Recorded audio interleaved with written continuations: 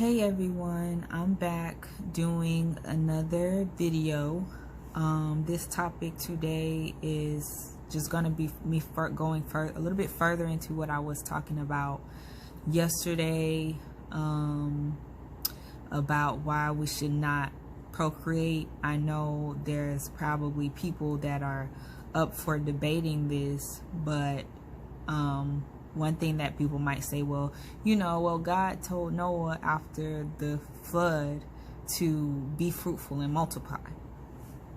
But you have your answer right there, because that's what God told Noah,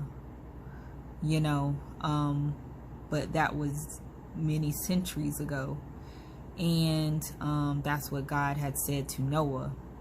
And then if you follow on down the Bible, there were many instances where we continue to procreate and we continue to be wicked, and God has continued to have to cleanse the earth because of the serpent seed still resurfacing,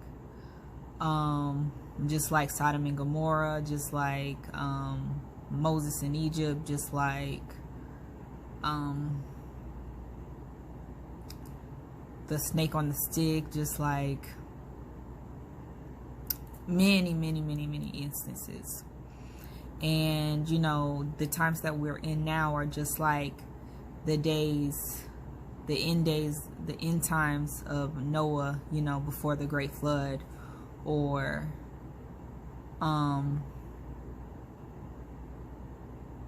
Sodom and Gomorrah. These are just like those times that we're in now. We're in the end days. So that's why I believe we should stop procreating, because it's going to get worse before it gets better. And I don't think it's healthy.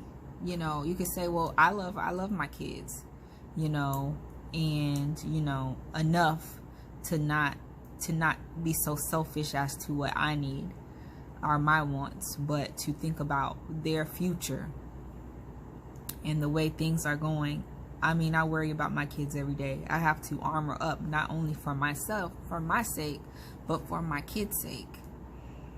Can you imagine our kids having kids and our grandkids, what they will have to be living through and what they will have to be just praying and preparing for daily?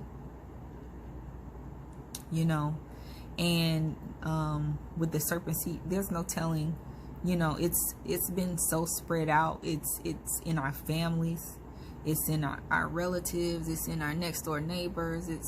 So there's no way of telling who has the serpent seed. You could be walking around with the serpent seed in you, and we're so self-destructive, just self-destructive, and it's out of control. So some people will say, oh, well,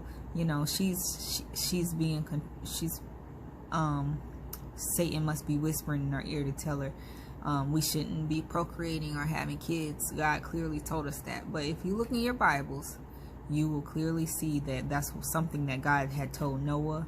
That was many centuries ago. We are in different times. That was after he had flooded the whole entire earth. And we are in the times now where God is needing to do that again, or something like that again, metaphorically speaking. So just think about that, because we are in the end days. This is what it is, and like I said, I don't think it's fair for our kids and our grandkids to have to go through and experience the hardships that are coming upon us. Another thing that I want to say is, because I'm at work and I see a lot of the 4th of July decorations they put up, and one of the signs says the land of the free. This is not the land of the free. This is the land of being captive. You might say, well, oh yeah, the white Edomites, they signed up to be enslaved. They wanted this, they wanted the enslavement. You know, they signed on the dotted line. And then they took us, blacks from Africa, and forced us, conditioned us into this slave type of lifestyle. It's a whole system. Either you walked into the slave system freely, or you were captured and forced into it. So that's another thing to think about.